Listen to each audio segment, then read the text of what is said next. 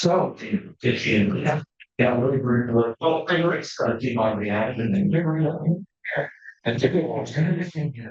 So it's segments. Yeah, so not or you get first. Here, you here. On some not trying to know. And so that really wow. It's too late. Yeah. You're settling. You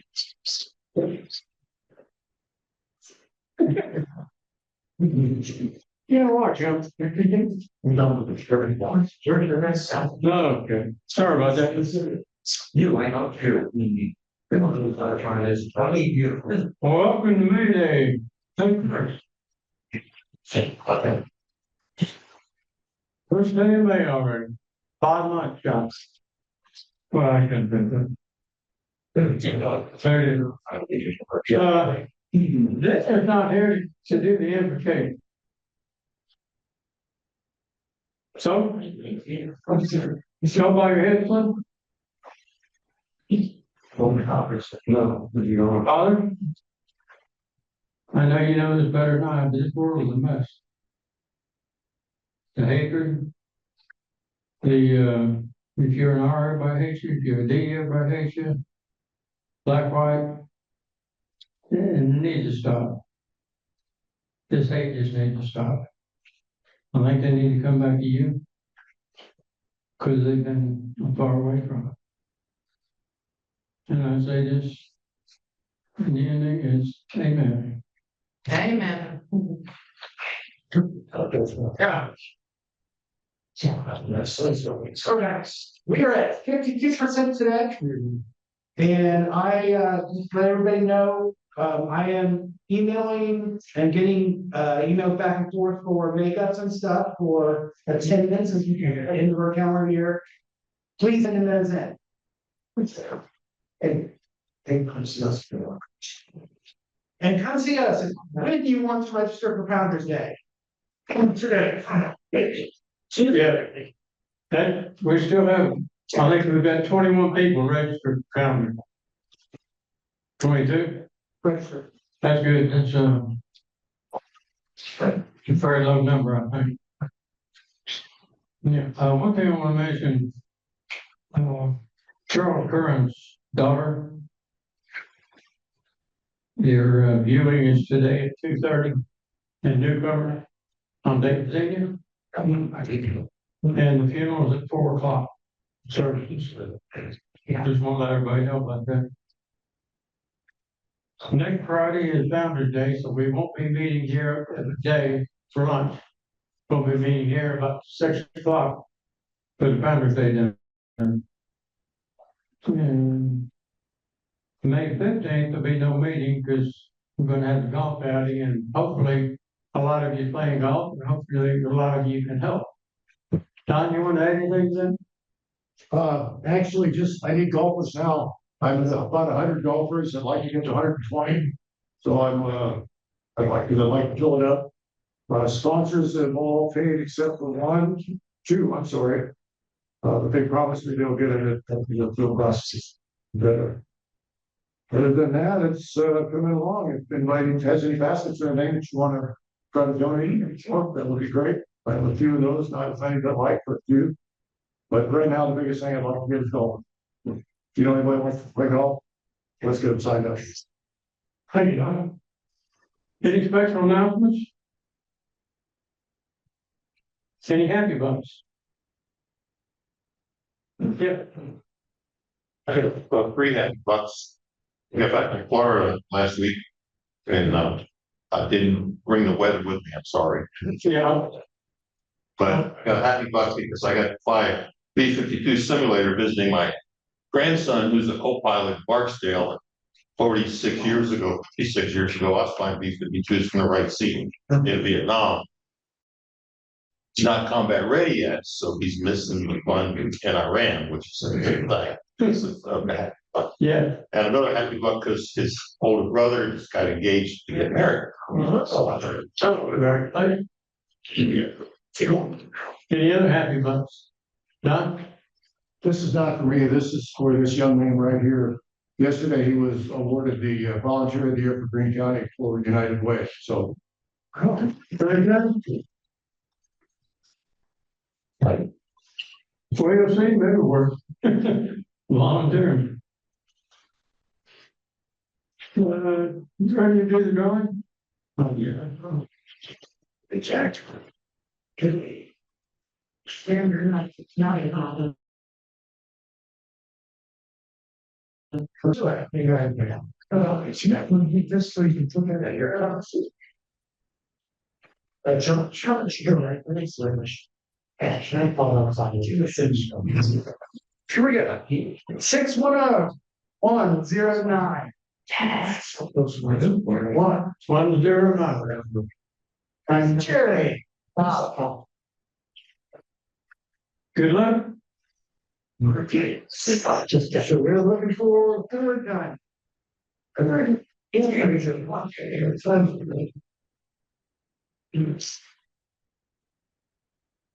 Nicholas. Hawker House. Hawker. What is good for the Christmas basket? So. Next, introduce Mike Swift. Are you ready? Good.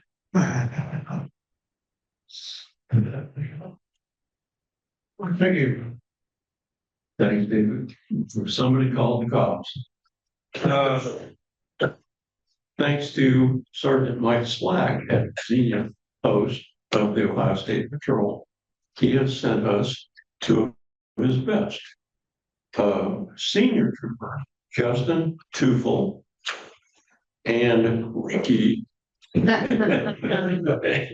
picking on him, Logan Coon. Logan has, what are you on your 20th day? Yes, sir. Oh, wow.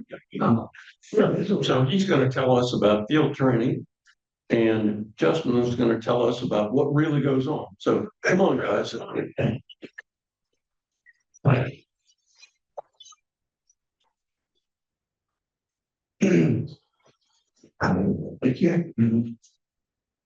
Well, in true coaching fashion, I'm all in to start. Yeah, through the fire. All right. How are you guys doing today? Good. Yeah, I graduated April 3rd. So it's very, very short time ago. I was in the academy. I didn't know what I was getting into at the time. I just knew that my head was spinning in the academy, just learning a bunch of new things. Got to make a lot of good friends. And coming out here, it's a whole different beast. When you're in the academy, you're kind of in a strict schedule. Everything's to a T. You basically you eat, you don't breathe. Like you're just going next thing right after another. And when you get out here, it's kind of like, here you go. Good luck. Here's your coach. Hopefully he trains you well. Yeah, it's been a lot of fun. Getting into some fun stuff out there for sure. You guys have any questions for me? Just raise your hand. Any questions about the academy or anything? Yes, sir. How about just a day in the life of? Day in the life? Yes, sir. Okay. So rise and shine at 10 a.m. No, I'm kidding. You get up at like 5 a.m. roughly. That's when my room would get up. Then you go straight into PT. So you are doing physical training at 6 a.m. It involves push-ups, sit-ups, running. We would go on like 3-mile plate carrier runs, just out. So this is up in Columbus, excuse me. It's by the state fair. So we're out in the parking lot running around, even if it's raining or if it's cold. They just say, just get on whatever you got. Once we finish with that, you come back, you have 5 minutes of shower, if that. Then you're dressing in your blues. It took some time for sure to get used to getting dressed. There's some pictures out there. If you guys go on social media and look at our Instagram, you see us struggling on day one. Every class does it. But yeah, so you get dressed, then you go to breakfast. You have to be on time for breakfast, and if not, you're gonna pay for it. You're gonna pay. When you go to breakfast, then we have colors, which is when you raise the flag every morning. And you'd be on the parade deck saluting the flag. And then after that, go into classes. So some days it would be just classwork where you're just learning search and seizure, learning about stops and approaches, drugs, anything like that. So that's what you'd be doing in classroom. Then you get to the portion with basically practicals is what it's called. So this is when you'd be going out into the element of just scenario-based training. So this would go to firearms, this would go to approaching cars, this would go to DT, which is our self-defense training. That's a lot of fun. So that's kind of like a short day. You'd eat 3 times a day. You'd have chores when you get into the nighttime routine around like 7 o'clock. You'd be doing, I don't know, you'd be sweeping the rugs, you'd be washing patrol cars, you'd be cleaning the swimming pool area, doing all this kind of stuff. Yeah, that's basically what it's like. Yes, So ma'am. I have one question. I know it's only been 20 days, Yes, ma'am. but out of that, what is the moment?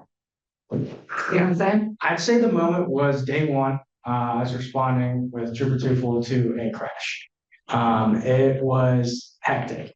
I got on scene. It was a mail truck and I believe it was just an Escalade, but Escalade went left when it was red, and the mail truck was coming across, T-bone straight into a mail's everywhere, and he gets on. We get on scene, and he basically was like, "All right, what do you do?"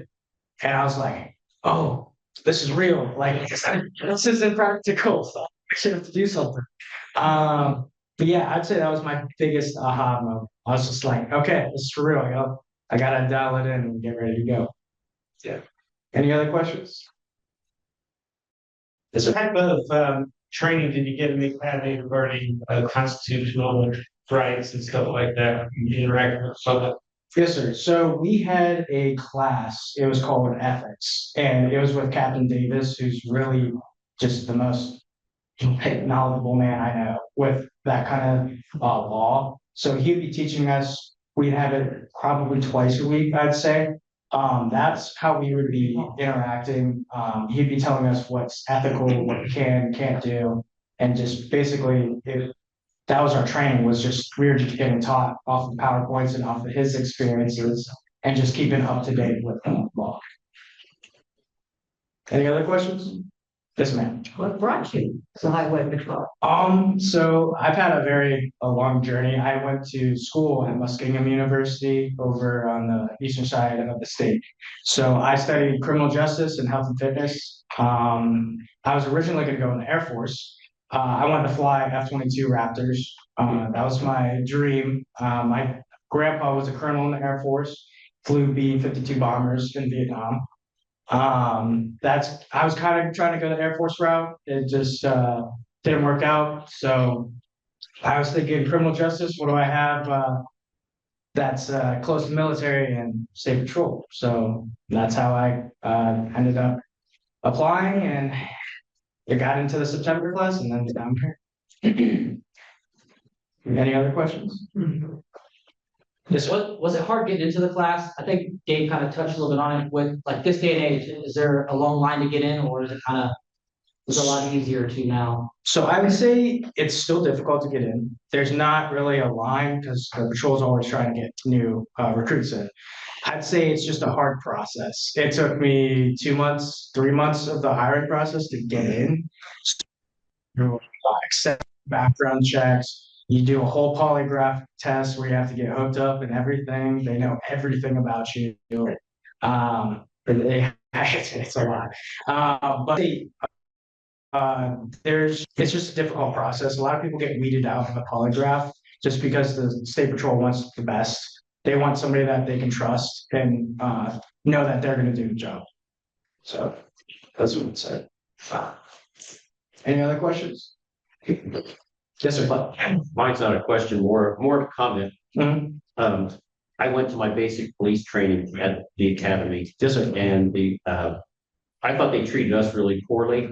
But watching the cadet class go through, we had a cakewalk, and I want to commend you for going through that. Yeah, because I know back then, long before you were ever born, but I think the attrition rate was around 50% of the class once it started. Is that still somewhere in that neighborhood? Yes, sir. So my class, I'm not gonna toot my own horn here.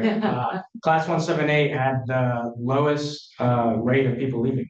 So we lost 5 people out of my whole class out of 48 starting. We graduated 43. That's never happened before in the academy ever. So we made history with that. And we were talked to by recruitment. They came out and were like, "What'd you guys do?" And we're just like, just came together as a unit. Because they throw everything at you. Like as you know, they throw everything at you and you just have to become a team. Like the quicker you become a team, the easier it is to go forth. So yeah, I'd say most of the time classes usually lose about, I don't know, 20 or 30%. So there's a good amount of people that drop, especially week one. Week one, it's like I said, your head's spinning, you don't know what's going on. They're telling you to get dressed. You have 2 minutes to do so. So, and some people can't handle that, but it's yeah, that's what I'd say. Any other questions? All right. To make sure reflected on your so Trooper Tufel, Justin Tufel. I've been doing this for been on the road for a little over 12 years now. He's the fourth one that I've trained, and he's not to toot his horn, but he's proven to be probably one of the better ones I've trained. So don't let it get to your head now. I think they're doing a good job in the academy as far as what they're teaching them and how they're doing it. I realize we always try to compare how it was when we went through. It was really hard. It was harder when you went through, but I went through with the 155th class, and it was a lot harder. It looks like a cakewalk now to us, but I think it's all for a purpose. My class probably lost. I don't know. We started probably I want to say in the 80s, and we graduated in the 40s, maybe. So we lost quite a bit. I can't even tell you who's all left now. But the way we train is a little bit different than most agencies. Not to knock on any of the other agencies out there, because there's a lot of great ones. But we have it's about a 6-month academy, and you are living there. You get to go home on the weekends for as short as those seem to be, but that becomes your life. So it becomes a brotherhood with us. So I can go anywhere in the state and get along with any trooper. So I mean, there's I don't know 2,000 of us. I'm not even that shoot. 1,300 uniform officers. So not very many when you consider the size of the state. So it's a very small amount. It's for a very close-knit group. We are different in what we do from other agencies. We handle everybody looks only seeing us on highways, but it's any state-owned or leased property, any roadway. So if I want to go work the streets in the green, I can. Probably doesn't look good, but I could. I used to on night shift. Easy to find a drunk in there. We do assistance to other agencies on private property, but it's usually one of those we have to be requested, and they have no problem requesting us. I did a small stint, about 10 months at the Ironton Post, which is down in southeastern Ohio, and did a lot more private property stuff down there because we were the backup for the sheriff's office, and they were our backup. So we went to house calls, we did domestic violences out in the middle of nowhere with no radio. That was fun. That was definitely something to kind of had a cowboy up a little bit, but it definitely was a good part of my career. And then I came back. So started here, left, then came back. I know they wanted me to touch on our relationship with other agencies. So we do have a great relationship, I believe, with our local agencies here. The Green County Sheriff's Office is great. I have a lot of friends on their agency. A lot that have since retired, passed. Um, I just can't speak enough for the sheriff's office. They've never left me on a stop. I've handled numerous crashes and I don't just turn around and be gone.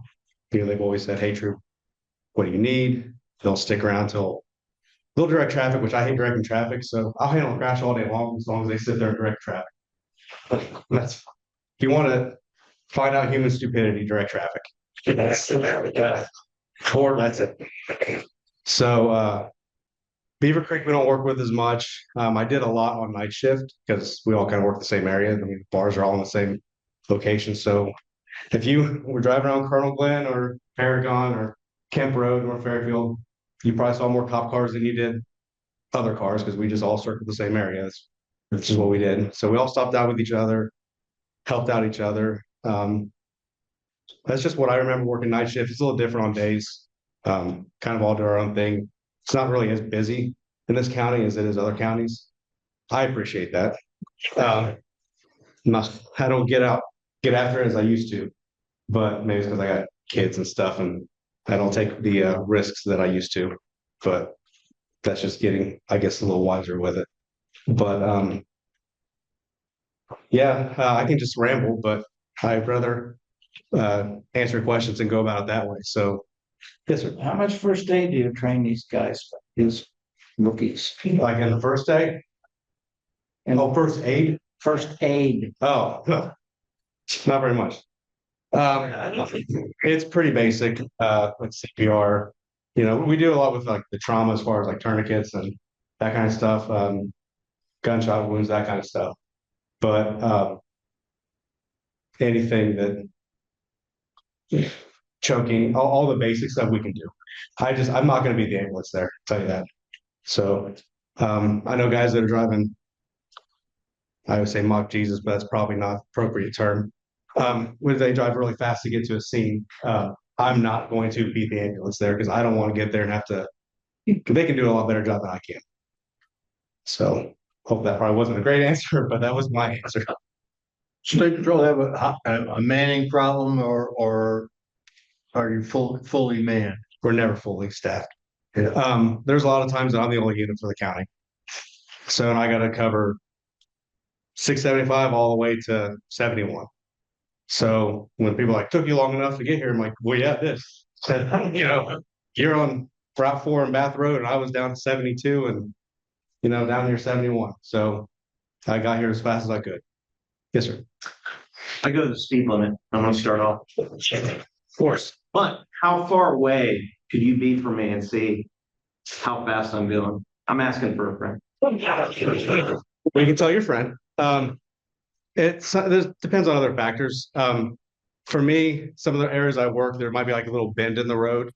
So one of the areas that we work heavily, I'm not going to tell where it is, but there's a nice little curve in the road that we can see. So you can really point out that vehicle that's moving a little faster. So just from doing this long enough, it's really easy to see that car that's moving faster. So we just get that, oh, that's the one I'm looking at. I'll activate my radar laser and then, oh, surprise, speeding. So it could be 1,000 feet or more. What's your radius that you have to work? Because you mentioned about not being able to get to point A speed in a certain amount of time. So Yeah. I'm lucky in this county that we only have Greene County. So I'll use the Wilmington Post, for example. They cover Clinton County, Fayette County, and they have 3 counties. I can't remember the other ones, but they have 3 counties. So if they're the only unit out, they have 3 counties to cover. So it could take them a very long time. The Dayton Post covers 2 or 3 counties. So how we got stuck with one, I don't know, but I'll take it. So it could be because the population is so dense here. Now the Dayton Post has a lot more troopers than we do. We're running about maybe 11 or 12. They probably have 17. My shift only has 3. So it's 11 in totality. Mhm. Then we got our sergeants and lieutenant, which the sergeants don't get off post very often. Night shift runs maybe 4 or 5, but afternoon's our busiest shift, so they're going to be the heaviest shift. But they stay really busy. Yes, sir. your shift usually run? I run 6 a to 2 p. And then there's 3 of us on that shift. And we only have one day a week where there's only 3 of us. What's the hours? I'm sorry. 6 a.m. to 2 p.m. Oh, I heard it incorrect. So you want to know when shift changes. Okay, you can speed at 2 o'clock.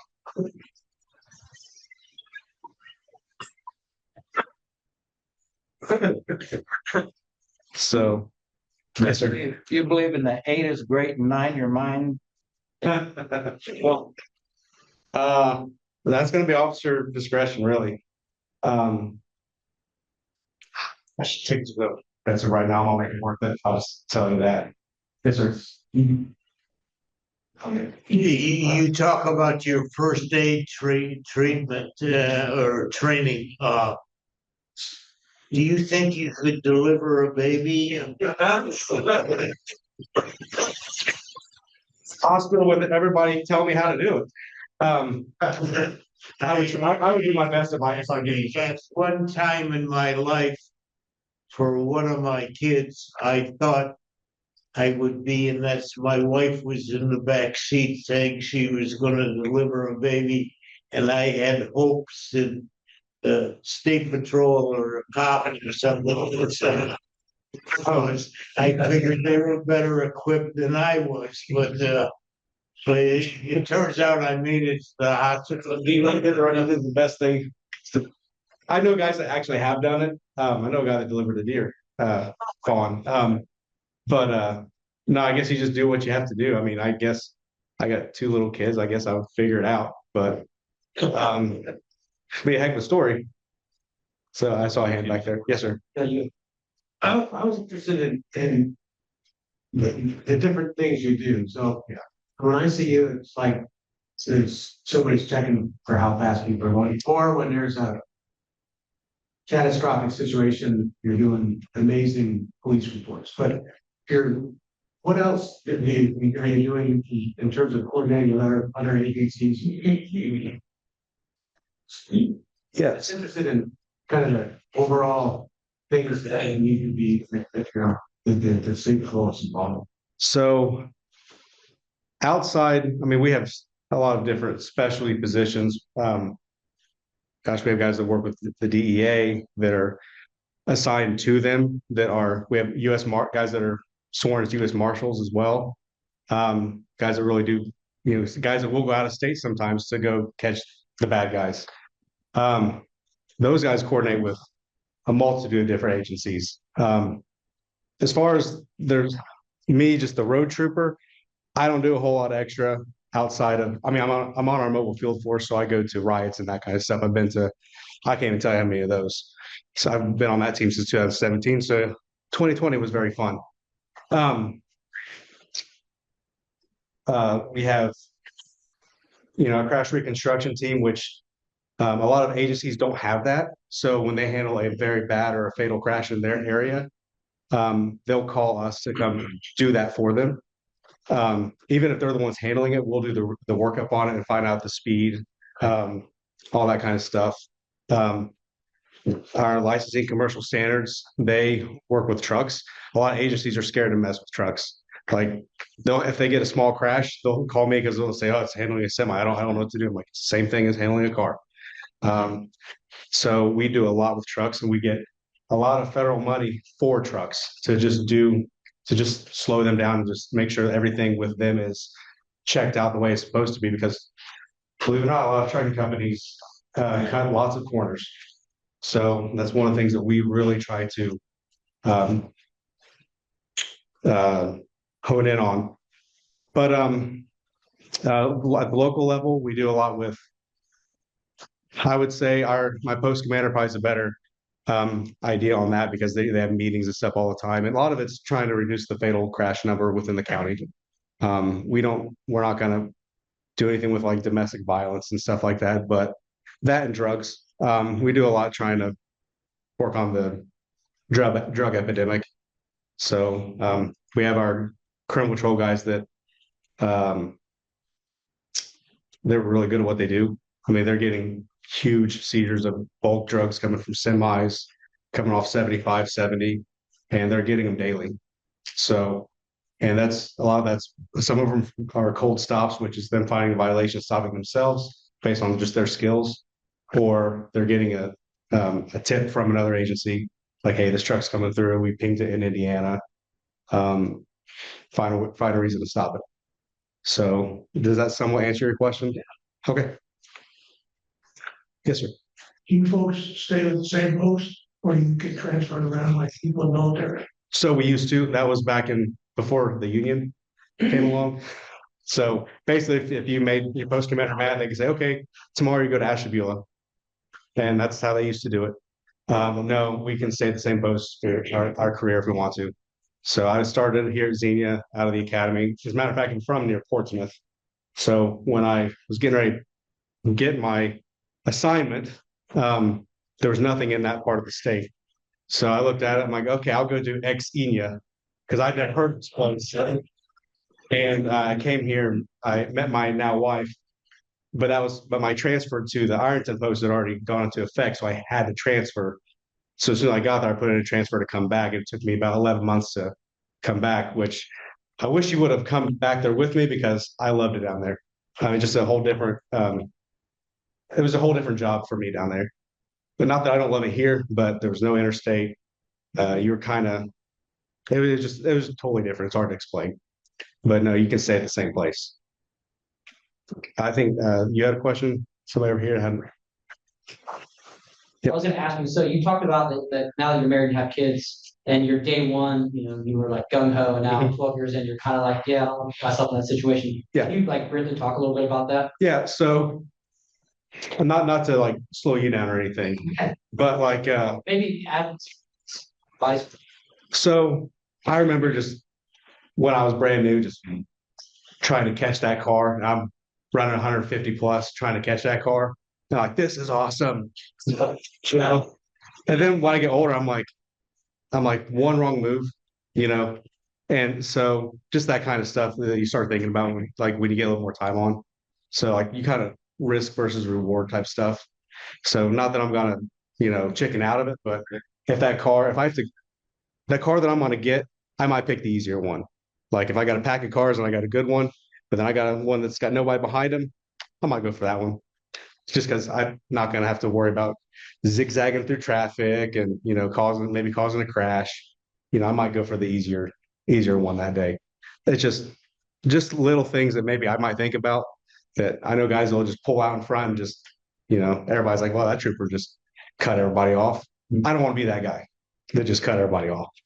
So maybe that's just me just overthinking things, but that's just kind of what I do now. A good idea might be to go after the slightly faster car. Mhm. So like, if I was the slightly slower speeding car. I'll tell your friend that also. Yeah. Yes, then for your positions, seniority and stuff like that, and then how do you guys, some of the guys do, government stuff? Oh, good question. So, it's no secret that the governor lives in our county. So we are charged with that protection. That is, typically we don't bid for that position. That's just assigned to somebody who's working that day. Fortunately on my day shift, and we have somebody else that covers that, so we don't have to worry about it. That's why we can get by with just 3 on our shift. The other shifts have more people because they have to worry about covering that spot. As far as bidding goes, it goes down by seniority for our shifts. So I'm third at the post, so I get to be the lowest on day shift, but I can take my pick anywhere else. So that's nice. I mean, I get stinky days off, but actually it kind of works out for kids in daycare. So I'll take my Wednesday and Thursday off. I was going to ask you, with all the technology available, do you guys utilize things like the Waze and the map systems to say, hey, police car reported? I used to go in there and say, not here. Yeah, I went behind and said, no, not there anymore. No, I was in my lieutenant's car the other day and he had Waze pulled up. So I'm like, oh, okay. All the maps do it. If you have a GPS pulled up on your phone, it just says speed check reported ahead or whatever. So I just don't sit in the same place. He'll tell you, I can't sit in the same place for like 2 minutes. That's slowing traffic. Because they're slowing down. It is. They're not. I think it's harder for me to get those good speeds that I want to write. And listen, hey, listen, if you're not wearing your seatbelt, you might get stopped for a slower speed. I'll tell you that. No, I want to, like I said, I want to write the ones that are really deserving of it. Um, you need to stop everything, by the way. Um, no, it does hinder us a little bit with like those devices. But I mean, you can do the old fashioned flick your headlights. Everybody does that too. Yeah, yeah. So I yeah, don't do that. I just stay moving a lot. Yes, sir. Problem with, drivers of semis that can't read or speak English and read road signs. Mhm. Have you observed that to be a thing, or is that just? It's not just semi truck drivers. It's there's a lot, and there's an issue with people that just can't. I mean, I can't say that I don't know how everybody gets. There's people that can speak perfectly good English. I don't know how they got a driver's license. So I can't really say. I don't know how anybody. I got my driver's license so long ago. I don't remember what the process is. Um, so I hope that they're doing checks and balances to give somebody a license, especially a Class A CDL. But I don't know. I honestly don't know. I don't know as much about trucks in the CDL realm. I do know I've stopped a lot of people that can't understand a word I'm telling them and have no idea why I stopped them. I had that just the other day. I was pacing somebody about 100 that was right beside them, like looking at them, like giving them like, please slow down because I don't feel like stopping you right now. And they couldn't get the picture, so I stopped them. And I'm trying to explain to them why I stopped them, and I just had a blank stare the whole time. So I just said, slow down. I went back to my car and left because I was on my way home and I did not feel like going with it. So You get off at 2 again, right? that one I actually worked 12 hours that day, so I was like, I was way done. So yes, sir.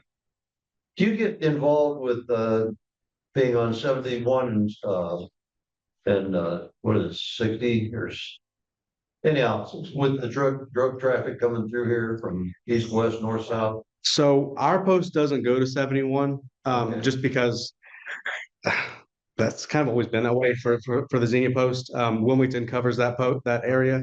Like anything that happens on that stretch of 71, the Wilmington post handles. It's just so hard for us to get down to that part. So I can't really. I mean, I know they have a lot of stuff that goes on down there. I can only imagine what they get into. I know they get a lot of drugs off 71. So. Last one. Any trends in stolen vehicles?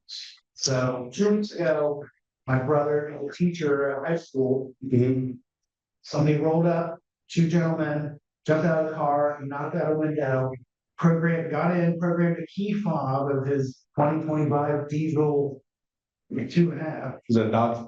No, Chevy.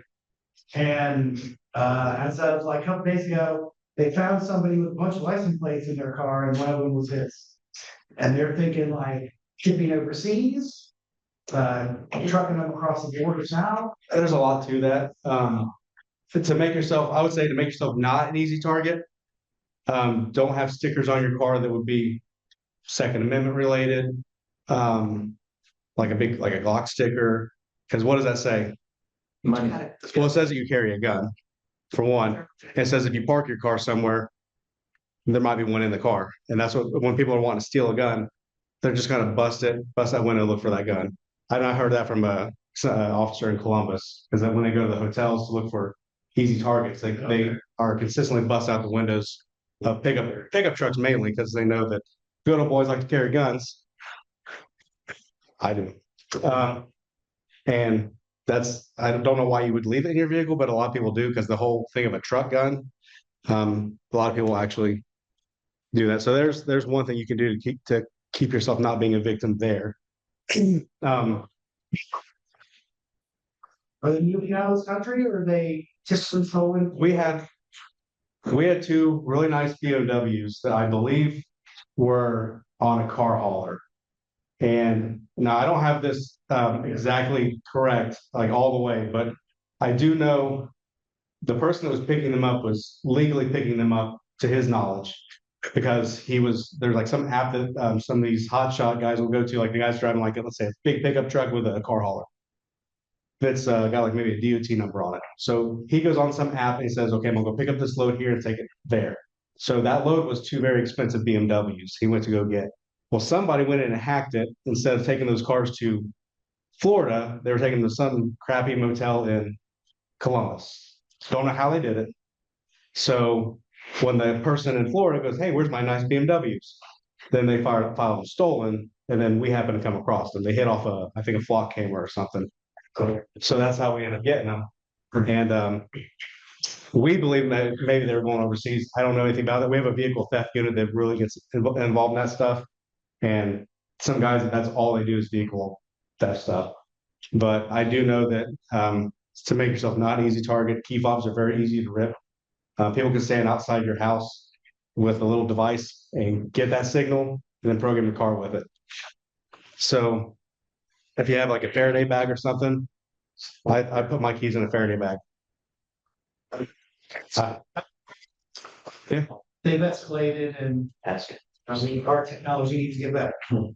Yeah, or just move your keys. Not a lot of people when they keep their keys in their house, it's like in their mud room or whatever, and it's just right there when you walk in the door, right next to your garage or your driveway. It's not very far from I don't know how far the signal has to be, but close enough. I mean, these guys have figured it out. These are 15, 16-year-old kids that have figured this out. Yes, sir. Well, about a year ago, somebody stole my Mustang out of the parking garage at Austin Landing after casing the joint. Mhm. And it was found abandoned in Dayton a week later. And I guess their key fob didn't work. And mine didn't either. Once Ford got it, they had to give me new key fobs because they did whatever they did to fool the computer to drive off the car. Ford couldn't solve it. So I got 2 new key fobs, which is kind of a good deal. Yeah, they're expensive.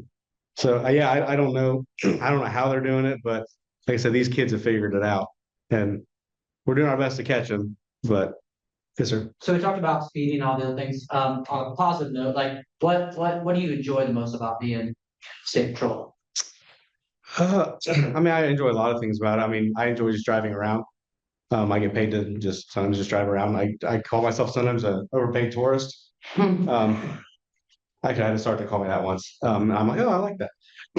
No, I like driving around on some of these county roads that people don't think about seeing us on, and then so they're out there just tearing it up, and then oh crap, there he is, and I feel good about that. I have a strong belief in trying to change somebody's driving behavior, like if it's bad behavior, or if they're young, trying to change it early. So when I am stopping somebody, I'm not just giving you a ticket. I'm going to explain why you're getting a ticket. And my hope is that you will take that and maybe not do it again. Because I can just go up there and say, hey, here's your ticket, and then move on about my day. But what did you learn from it? That tripper's a whatever, you know? I'd much rather explain to it why you're getting it. So I enjoy that part, that I have that ability to maybe advocate for safety. I mean, I could go out and, I'm not a trooper that's going to go out and look for, like, drugs aren't my thing. There's guys like that I work with that love getting that stuff. Used to be drunks. I used to love getting drunks, but I'm not on night shift anymore. So if I get one, it's rare. We had one the other day and I was like, what do I do? So I had to pretend to him like I knew what I was doing. Go ahead. Driving faster on the highway, or am I going slower because I'm old? I mean, what answer do you want? So what answer do you want? I'm not kidding. And I'll be honest, I don't go the speed limit. I go about 7 or 8 miles over. And people are going by me like I was standing still. So I'll answer this by, when I was brand new, I was stopping people for 15 over, because that's what I was being trained to do. I'm like, well, that's, I couldn't believe 15 over that we were allowing that. That's what my coach was letting me do. And when I went to ride with my lieutenant for the first time, he's seeing stuff go by on the radar, and he's like, why did you stop at that? I'm like, look for 15 over. It's like, why? And it's like, well, that's what my coach is doing. He's like, if you give them 15 over, they're going to go 15 over. That was 12 years ago. Now look what people are doing. I think we almost created that. This is just me speaking. This is my personal belief that I think agencies have started giving people more because tickets are expensive. People argue too much. So they're like, you know what? I'm gonna make it worth it. They're not gonna argue as much. You know, if somebody gets popped for going 20 over, they don't complain. They're like, yeah, I know I was speeding. Go ahead. And this is a true belief I have. Yeah. Do you guys ever pull over the really slow drivers? Because I honestly feel like they're way more dangerous than That's hard. That's hard to articulate though, because for when it comes to a slow driver, they have to be really impeding traffic. So, and that's the way the law is written. Unless there's a spot like over in Dayton coming right out of off of like Wyoming or whatever, where there's a minimum speed limit sign. Once you get in Greene County, there is no minimum speed limit sign. So we can't enforce you for breaking that. Go ahead. How about the cars that drive in the left lane all the time and just at or even below the speed limit and just don't move over for traffic? I mean, you've got signs out. Yeah. So there's a law, there's something going on in, I don't know if it's the House, where they're trying to create a bill for that. I don't know where that's going right now. I do know that you can't drive under the speed limit in the left lane. I do know that's always been a law. So, but at the speed limit, like if you're driving at the speed limit 70, you're driving 70, nothing you can do about it. Same thing as that guy that's in front of you going 55, and you're just go a little faster, nothing you can do about it. Technically, you can't even pass them because they're going the speed limit. So technically. But yes, ma'am. How long will you be coaching them? And then what happens after that? So his period, his field training period is 70 working days. I have him for 35, and I give him somebody else for 35. So I don't think you're quite on 20 yet. I think it's like 17 maybe. So he'll go to a guy that's on afternoon shift that's came from night, so he's a little more versed in like some of the other stuff. And I've always told him that my job is not to get you into the drugs or the drugs. My job is to get you, down with the paperwork, all the administrative stuff, because I'm pretty good at that kind of stuff. So I want you to be able, when you get to him, be able to like this stuff just be second nature. Like be able to stop a car and have a normal conversation with somebody and not be nervous about it. Because that is one of the hardest things I think, when you're brand new, is just to go up and tell somebody, I'm giving you a ticket, and then be like, get in your face about it, because people aren't happy about that usually. But there's ways to do it with, to be kind about it. So he's doing a good job about, being kind about it, but also being firm. And I think that's a good way to go about it. Yes. So how many times in your career at this point have you pulled someone over and wanted to tase the hell out of them, but you can't? Every just behind the wheel behind you. Saying that. I think a lot of it's sometimes they just that's their personality. And a lot of times it's, if I've stopped that car and I've been like, I can't believe that guy just did that, and I'm mad. And if I walk up there mad, I'm going to set the tone. So if I set the tone, I don't even introduce myself. I go, hey, how you doing today? I started off polite, because if I say I'm Trooper Tufel, they go, what? Because nobody knows what I just said. Because nobody knows how to pronounce my name. So I just tell them, hi, why I stopped you, and I'm really polite about it. So I get that in return. Now, I'm like I said, I can stop that guy that's just that guy or girl, and but I have better luck just being kind. Yeah. So yes, sir. Hopefully someone didn't already ask this, but what do you guys like to see when you do pull us over from us? Like, I usually just roll my window down and then I just put my hands up on the top part of the. I like that. I like that, and I like if you've got tinted windows all the way around, just roll all four of them down. Just being polite. I prefer that, because if I'm on the fence about giving a warning, you're more likely to get one if that's the interaction. Most time that my mind's already made up whether I'm stopping if you're getting one or not. So you could get a ticket with a polite one, or maybe here's your ticket and I can go back into my car. Do we have to disclose if we're carrying? Oh, you don't. Good. You have one in the car, correct? Nope. CCW? Nope. Nope. Not in Ohio. Not with the constitutional carry. Yes, ma'am. Do they teach you in the academy these interpersonal communication skills, or is it? They probably like, they probably do a little bit, but this is just stuff that I've just picked up over the years, just what's working, what hasn't worked. I mean, I worked at a gas station for 4 years before I came on. I think that's where it started because I just talked to people all day long. So like if you're really bad with control, it doesn't. Oh, I work with guys that are really bad with people and they've got a lot of time on it. It just doesn't work well. Like they can't talk their way out of a paper bag. And I think it's kept me from getting in a lot of fights with people just because I just try to be overly kind with people. I mean, yes, ma'am. Is speeding a major cause of accidents in our area? I believe it is. I think the biggest cause though is distraction. We are really focusing on distracted driving. That's something we're looking for every day. You know, if he's driving up the road, I'm looking in the passenger seat and just watching people on their phone drive up and down the interstate. So I think that's the biggest cause. Used to be speed. I'm not saying that doesn't play a factor. I think out in the county, I'd say more of a factor. Like 2-lane roads. On the interstate, Beavercreek handles most stuff on the interstate, so I can't speak to a lot of that. But I would say distraction all the way around, all the way across the board. It's either distraction, impairment, something taking your attention away from the road. If everybody paid attention, we wouldn't have a crash. I mean, unless, just catastrophic failure of a vehicle. Go ahead. I've been seeing a lot on my feed, a bunch of reels about sovereign citizen. Just traveling, license, et cetera, et cetera. You guys ever run into that? I ran into one that tried. I was able to talk him out of it. But a true sovereign citizen usually ends up in handcuffs and on the ground. That's about how that goes. Yep. And we're gonna be. Yep. Yep. I know plenty of people have dealt with them, and they end up with their car towed and just a whole bunch of it costs a lot of money for them. Ridiculous. Yes, ma'am. How often have you or do you feel like your life? Is it a dangerous day to day or like?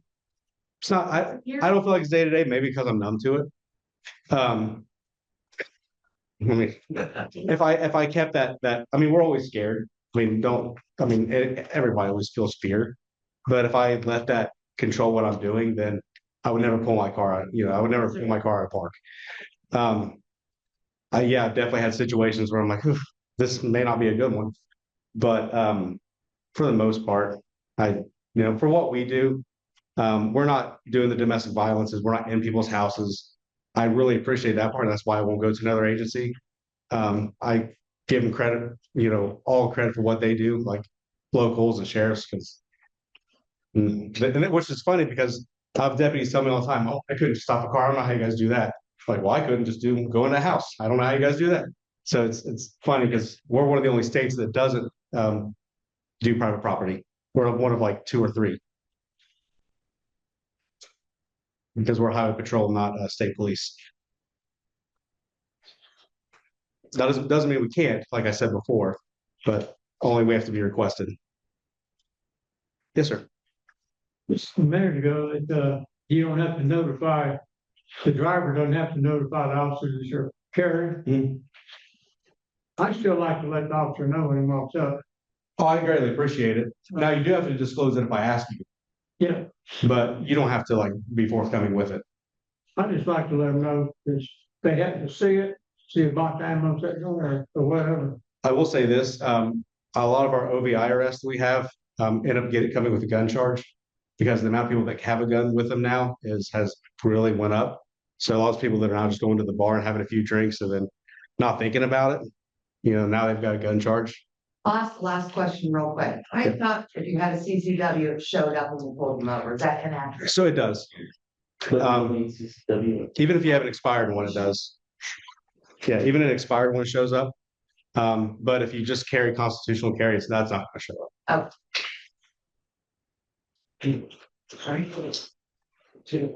One thing more quick. That's it. Thank you for your time.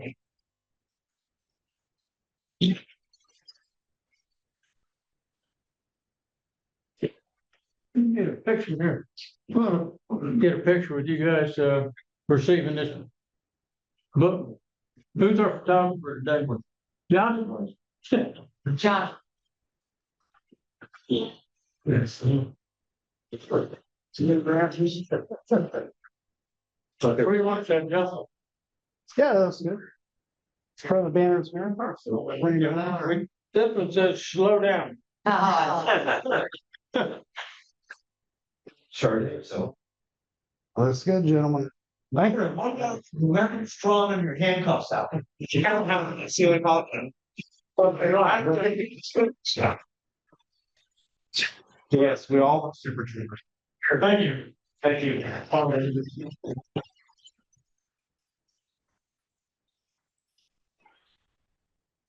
Anything else to be brought up today? Yeah. If you haven't registered for Founder's Day, come see me over here. I can do it in less than 30 seconds. Are we having a board meeting afterwards? No, Okay.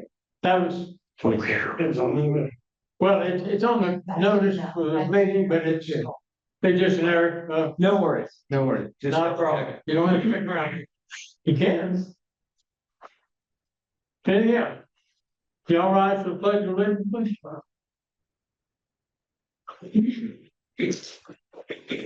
I pledge allegiance To the flag of the United States of America, to the republic against one nation, under God, liberty and justice for all. Wait. I'm in mind to play a video. Come on. Can we do that? Take it. Listen. No.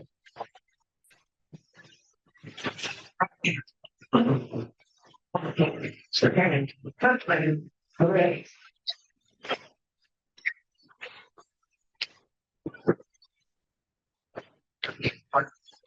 If you're very, very good, I want to be close by.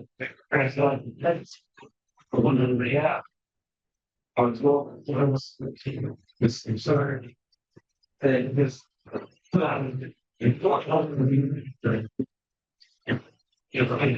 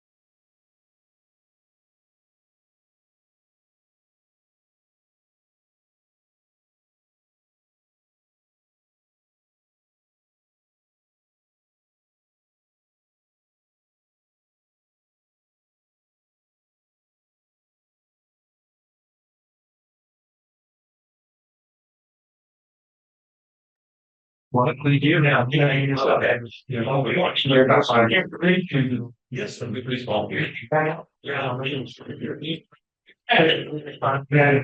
yeah, sure. Yeah, again. You can just stay on it. Yeah, I'll be on there. So it's not too okay. Yeah, I'll say, let's get I'll sell me. I got any driving. Should you agree with what? Well, stage.